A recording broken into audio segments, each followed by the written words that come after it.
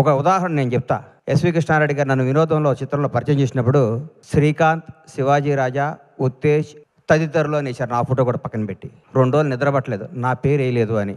ఆ టెన్షన్, ఆ బాధ ఎప్పటికీ మర్చిపోలేను. అంటే ఆ రోజు గణేష్ అని రాస్తే ఎంత బాగుండేది అని ఫీల్ అయ్యాను నేను. అప్పుడు కుమారస్వామి గారని ఒక రిపోర్టర్, అన్న కుమార్ అన్న నా పేరు ఎందుకు రాలేదు అని అడిగా ఫోన్ చేసి. సారీ గణేష్ మర్చిపోయాను అన్నాడు.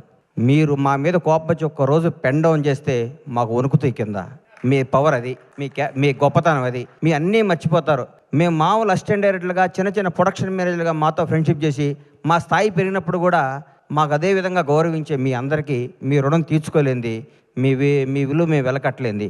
ఎప్పుడు మీడియా సపోర్ట్ మా ఇండస్ట్రీ మీద ఉండాలి, మా నిర్మాతల మీద ఉండాలి.